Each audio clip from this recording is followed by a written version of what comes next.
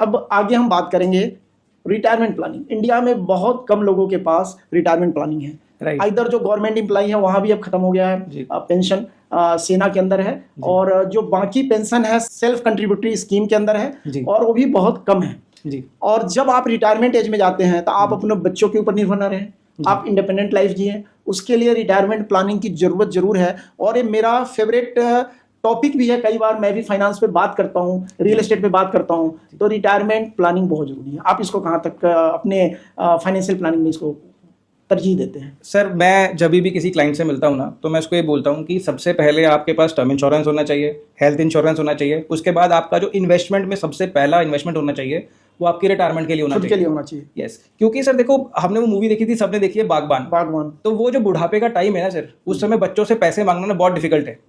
और मैं अपने फादर को बहुत ज़्यादा एडमायर करता हूँ। मेरे फादर ना BSNL से रिटायर्ड है, उनके पेंशन आती है हर महीने अकाउंट में, और वो अपने आप बिल्कुल राजा वाली जिंदगी जीते हैं। बट हम लोग जो हैं एंटरप्रेन्योर्स हैं या जो प्राइवेट जॉब में हैं, उनको पेंशन नहीं मिलने वाली है।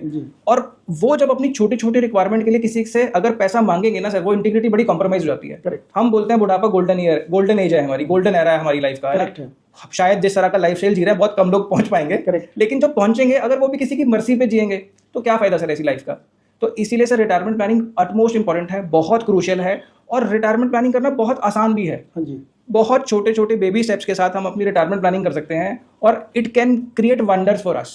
करेक्ट। एक कहावत है ना कि जब आपके बालों में सफेदी हो, जब बालों में सिल्वर आ जाए, तो आपके जेब में गोल्ड होना चाहिए, तभी आप रिटायरमेंट लाइफ को एंजॉय कर सकते हैं। क्या बात है। और लोग इसको समझते नहीं है। बिल्कुल। इधर बागमा के अमिताभ बच्चन की तरह, जब आप उस कंडीशन में आ जाए तो आप बुक लिख लें, रॉयल्टी ले लें, हर कोई नहीं कर सकता। बिल्कुल। तो उसके लिए फाइनेंशियल प्लानिंग चाहिए, इससे मैं सहमत हूँ। Absolutely sir, you are 100% correct. और आपने जो बात की है गोल्ड सेटल वाली, तो एकदम मजा आ गया। तो आप अपनी फाइनेंशियल प्लानिंग आपने कर रखा है रिटायरमेंट का?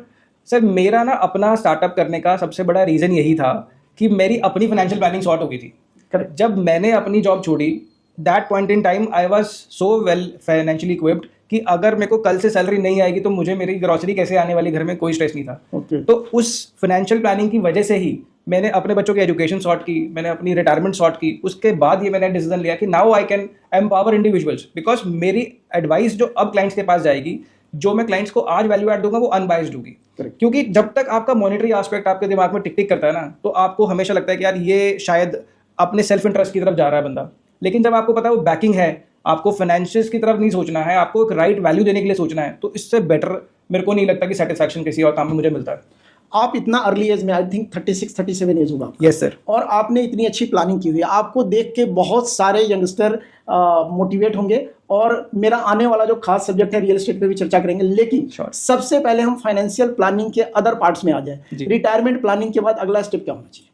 सर देखो, रिटायरमेंट प्लानिंग के बाद हमें प्लान करना चाहिए कि हमारी टैक्स प्लानिंग प्रॉपर हो। ओके।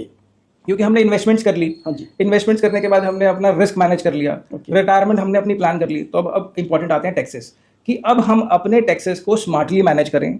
हमारी जो भी इन्वेस्टमेंट्स हैं, हमारी जो भी इनकम्स हम बना रहे हैं, अगर हमने कोई डेट लिया है, उसमें प्रॉपर राइटली मैनेज करते हुए अपने टैक्सेस को मिनिमाइज करें। क्योंकि सिर्फ रिस्क ज़्यादा लेकर अपनी रिटर्न्स एनहांस करके रिटर्न नहीं बढ़ाई जाती, कई बार मिनिमम रिस्क लेकर, लेकिन स्मार्ट टैक्स प्लानिंग से भी अपनी रिटर्न को एनहांस किया जा सकता है। एक नई इंडियन मेंटलिटी है कि लोन नहीं लेना चाहिए। फॉर एग्जांपल मैं अपने फैमिली की बात करूं, तो स्टार्टिंग फेज में जब हमने काम शुरू किया हुआ था, तो हमारी जो धर्मपत्नी है वो लोन के बहुत विरुद्ध है कि बैंक से नहीं लेना, कर्जा हो जाएगा।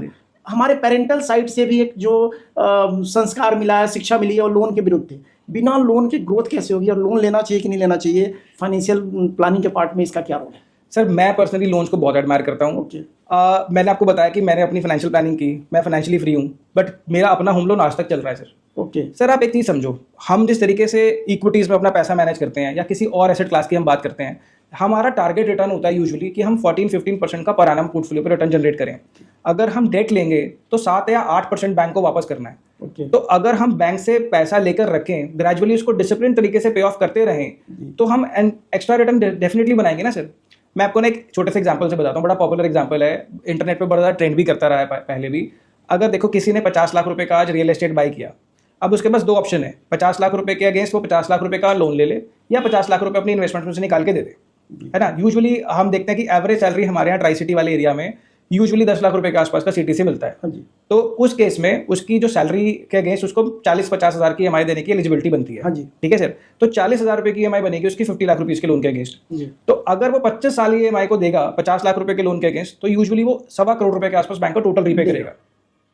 पैरेलली अगर वो एक 4,000 रुपए की एसआईपी डाल देता है साथ में, Okay. इट मींस वो मान ले कि मेरी ईएमआई 44,000 है, Okay. तो 1 करोड़ 30 लाख रुपए 25 साल में उस पर एक्यूमुलेट हो जाएगा। कितने % के रिटर्न पे आएगा? सर ये मैंने 15% रिटर्न के हिसाब से 15% कैलकुलेशन किया।